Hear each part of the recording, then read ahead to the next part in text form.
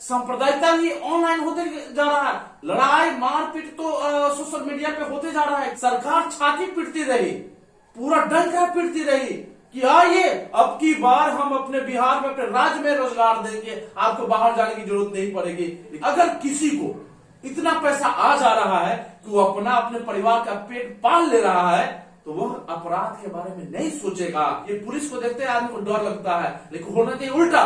Police को देख करके आदमी को निर्भर, अरे अच्छा पुलिस आ गया, अब हमारी रक्षा करेगा। कि अब की बार नीतीश कुमार को इस्तीफा दे देना चाहिए। सोशल मीडिया पे काफी ट्रोल हो रहा है, ऐसा दिखाया जा रहा है कि कोरोना जो है अभी 18 साल का नहीं हुआ है, वो स्कूल कॉलेज कोचिंग संस्थानों में चला जा रहा है, लेकिन चुनाव में नहीं जा रहा है। ऐसा क्यों? ये तो खैर जो नेताओं की जो सोच है, उस सोच को एक कह सकते हैं मिमिक्री टाइप से बना दिया, मजाक बना दिया गया है। लेकिन वास्तव में देखा जाए, अगर ये सोच भी है, अगर ये ट्रोल भी हो रहा है, तो 18 साल का क्या विद्यार्थी नहीं है, कॉलेज नहीं है, कोचिंग नहीं है, कंपटीशन नहीं है, वो तो कम से कम खुलना चाहिए, लेकिन वो भी नहीं खुल रहे हैं। ऐसी कोई चीज नहीं है जिसको लेकर कि कोरोना 1 साल का है और वो चुनाव में भाग नहीं ले सकता है, इसलिए वहां नहीं जा रहा। ये मजाक का चीज है, लेकिन इसी में कम से कम मन भुला ले रहा है लोग और संतुष्ट तो हो जा रहा है। यही बहुत बड़ी बात है, सोशल मीडिया का ये देन है। लेकिन ये सबसे बड़ा सवाल ये है कि मीम्स वगैरह देखकर भुला लेना, क्या यह हमारे फ्यूचर को डेवलप कर पाएगा? अरे एकदम नहीं। मैं तो बोला तो ये सोशल मीडिया पे 3-3 GB 2-2 GB जो फ्री मिल जा रहा है ना, तो काटने के लिए भी समय मिल जा रहा है। इससे फ्यूचर नहीं बन रहा, बल्कि उनका मानसिक जो है ना पूरी तरह से गंदगी भरते जा रही है, माइंडवॉश होते जा रहा है। सांप्रदायिकता ही ऑनलाइन होते जा रहा है। लड़ाई मारपीट तो सोशल मीडिया पे होते जा रहा है। एक्चुअली ये चीज जो है ना फ्यूचर के लिए काफी खतरनाक होने वाली है। और सॉफ्ट जो है ना हिंसा बढ़ रही है, मतलब कि अब फिजिकली हिंसा नहीं, बल्कि सॉफ्ट हिंसा, पूरा गाली गलौज से लेकर पूरा लातराती से लेकर के, और वो माइंड पूरा जो डिस्टर्ब हो जा रहा है, हिंसक हो जा रहा है, वह धरातल पे आकर के वही बन जा रहा है वास्तविक रूप में। तो बलात्कार हो रहा है, मर्डर हो रहा है, बहुत सारे ऐसे अनगिनत घटनाएं घट रही है जिसको लेकर समाज शर्मसार हो रहा है और नेताओं को इसका बेनिफिट मिल रहा है। नेता अपने में जो है ना वो खुश है कि हमारी जनता जो है ना अपने में कट मर रही है और हम यहाँ पे एसी हॉल में रह करके और हम राज कर रहे हैं। इसीलिए शिक्षण संस्थान को पहले टारगेट करके बंद कर दे रही है कि न कोई पढ़ेगा न कोई समझेगा। जैसा कि आपने बताया, इसी बीच मेरा एक सवाल आ रहा है कि अभी वर्तमान बिहार में क्राइम रेट जो है, अपराध काफी बढ़ रहा है, तो उस बारे में आप क्या कहना चाहेंगे?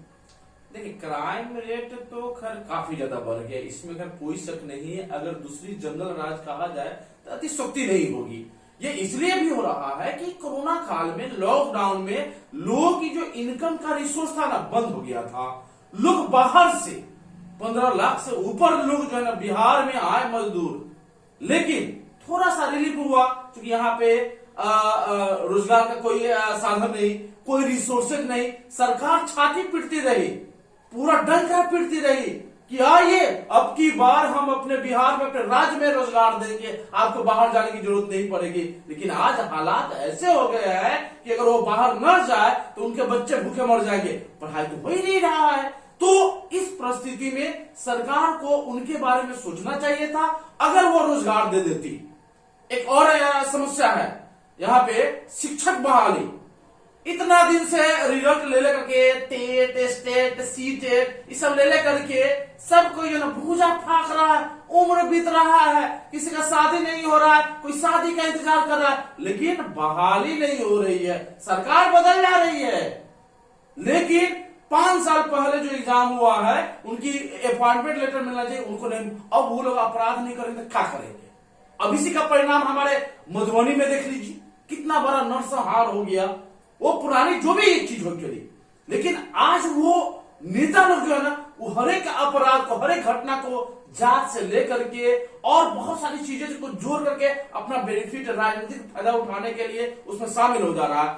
अभी मोतिहारी के तुरकौलिया में जो हुआ, मतलब ये सब चीज जो है ना छोटी छोटी चीज है, लेकिन यही चीज उनको समझा दिया जाए, शिक्षित कर दिया जाए। ये छोटी है देखने में, बहुत बड़ी, किसी का जान ले लेना ये समस्या का समाधान नहीं है। ये समझ अगर हम क्रिएट कर देते हैं, और ये कब होगा जब शिक्षित करेंगे, उनको रोजगार देंगे। अगर किसी को इतना पैसा आ जा रहा है कि वो अपने परिवार का पेट पाल ले रहा है, तो वह अपराध के बारे में नहीं सोचेगा। लेकिन सरकार इसके बारे में सोचती नहीं है, वो खुलेआम छोड़ दी है। पुलिस, अब एक और चीज मैं बता देता हूं, पुलिस बिल आया है, मैं दिल्ली में पुलिस बिल का जो मैं देखा है चोरी, वो भी खतरनाक है कि बिना पूछे किसी को अरेस्ट कर लेना। अरे ऐसे भी ये पुलिस को देखते हैं आदमी को डर लगता है, लेकिन होना चाहिए उल्टा, पुलिस को देख करके आदमी को निर्भय, अरे अच्छा पुलिस आ गया अब हमारी रक्षा करेगा। लेकिन यहाँ उल्टा ही होता है, पुलिस को देख लगता है अरे कहीं हमारा कोई पकड़ न ले, कहीं जांच न करे, अब पैसा हमारे पकड़ कर निकाल न ले। मैंने लाइसेंस वाला गुंडा बन गया है। इस परिस्थिति में सरकार को सोचना चाहिए, उनके पास नीति नहीं, ये कुनीति बना रही है और जनता को, आम जनता को पूरा कष्ट देने के लिए। स्वाभाविक है कि यह हत्याएं बढ़ती जा रही है, घटनाएं बढ़ती जा रही है, और मुझे लगता है कि अब की बार नीतीश कुमार को इस्तीफा दे देना चाहिए, क्योंकि बार बार इस्तीफा देते रहे, मेरा मोरल डाउन हो गया, ये हो गया, वो हो गया। लेकिन अब जो है ना, ये कुर्सी कुमार बन के रह गए हैं और वो छोड़ेंगे नहीं, कितना भी जान चला जाए। शराबबंदी, इसमें एक दरोगा का हत्या हुआ है मोतिहारी लखौरा के, कितना संसार वाली घटना है। दारूबंदी कहने को है, लेकिन कहां नहीं मिल रहा है, क्योंकि पैसा कमाना है। लॉकडाउन था, कोई रिसोर्स नहीं था, तो जो शराब माफिया है, स्वाभाविक है कि वो कमाने के लिए जान लेगा, और वो इसलिए अपराध बढ़ती जा रही है। सरकार को ध्यान देनी चाहिए, रोजगार दे देना, शिक्षा दे दे और स्वास्थ्य व्यवस्था ठीक कर दे, यहाँ पे अपराध घट जाएगी। लेकिन ये जो है एकदम कनबहरा लोग है, ये सरकार जो है ना, इसके चमटे मैंने गाल पे चमट्टा मार के जो है ना आवाज सुनाने की जरूरत है। हमारे ऐसे युवाओं को जो है ना जगने की जरूरत है। मैंने लड़ा यहाँ पे, मैं रियली बता दे रहा हूं, मैंने चुनाव लड़ा ना, तो मुझे फील हुआ यहाँ पे सिर्फ गुंडों ही जा सकते हैं, हमारे जैसे लोग नहीं जाते। लेकिन फिर भी हम लोग नहीं जाएंगे तो फिर वही दबदबा बनाया रहेगा। यह अभियान जो कंटिन्यू रहेगी। अंत में मैं जानना चाहूंगा, शिक्षा व्यवस्था, बेरोजगारी और शहर को सुव्यवस्थित करने के लिए आप क्या संदेश देना चाहेंगे?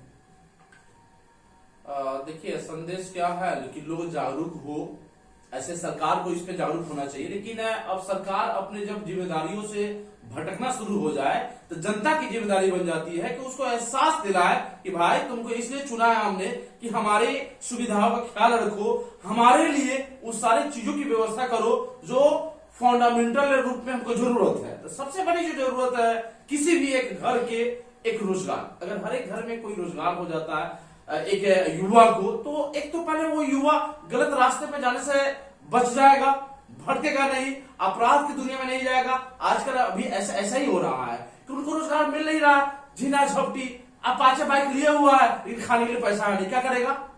वो छिड़ेगा ही छिड़ेगा, बाइक छिड़ेगा ही छिड़ेगा। ऐसा ही मैंने हजारों दर्जनों घटनाएं शहर में घट रहे, हर एक शहर में घट रहे हैं। इसके पीछे वो अब, लेकिन उसी युवा को अगर रोजगार मिल जाए, कहीं भी कलेक्ट्रेट में हो, हॉस्पिटल में हो, टीचर में हो, इतना 94,000 नहीं लाखों सीट खाली है, लेकिन इतने साल हो गए, एग्जाम हो गया, पास कर गए, जॉब नहीं मिल रहा है। क्या करेगा वाला? वो पढ़ा लिखा नौजवान है, कोई अच्छा काम, मैंने एक्चुअली सब्जी बेच नहीं सकता है, दुकान कर नहीं सकता है, डिग्रीधारी है, एक ये भी मानसिकता बढ़ जाता है। और उधर मोदी जी कहते कि पकौड़ा तो पकौड़ा कैसे करेगा भाई?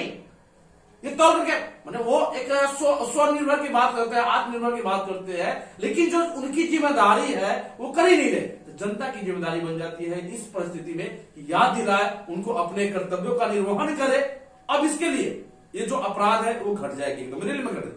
शहर की बात जहां तक है, शहर का एक सर्वे एक विधायक होता है, मैं नहीं बताता हूं। विधायक अगर चपाट आ जाए, बोखा आ जाए, शहर के लोग को जो है चपाटे समझेगा, वो क्या समझेगा अपनी तरफ। मैं नहीं बता दे रहा हूं, उनके पास, किसी के पास अगर विजन नहीं है, वो क्या करेगा? लोग को गीजन में डाल देगा। और ऐसा ही है हमारे हर एक शहर में, इस मोतिहारी शहर ही नहीं बल्कि हर एक शहर की यही कहानी है, जहां पे अगर विजनरी, अगर विधायक नहीं है तो उस शहर की दशा दुर्दशा हो गई है। क्योंकि पैसा कमाते हैं, चुनाव का समय देते हैं, हर एक बार ऐसा ही होता है, जनता समझ नहीं पाती है, स्कूल बंद कर दिया गया है, कोचिंग संस्थानें बंद है, करेगा तो करेगा आदमी।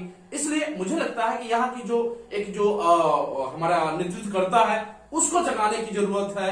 और जितने भी पढ़े लिखे नौजुवक लोग हैं, बुद्धिजीवी है, समाजसेवी है, उनको आगे आना चाहिए। क्योंकि राजनीति जो बड़ी गंदा चीज है, थोड़ा सा बोलना शुरू कर दीजिएगा ना तो फिर जान जाने की खतरा रहता है। फिर भी नौजवानों को अगर अपनी जान की बलि दे करके अगर शहर की सुंदरता वापस आ सकती है, रियली में ऐसा करना चाहिए। मैं तो तैयार हूं, कोई दिक्कत नहीं है, लेकिन और लोगों को तैयार होनी चाहिए और वो शहर के ही नहीं बल्कि इस देश को संवारने में अपनी जान की बलि भी देनी चाहिए। बहुत बहुत धन्यवाद। जैसा कि आज आप देख रहे थे, खास मुलाकात में हमारे साथ थे शहर के शिक्षाविद और international motivational speaker Munna ji. आप देख रहे हैं भारत पॉजिटिव न्यूज। कैमरामैन भैया जी के साथ मैं सुनील कविराज।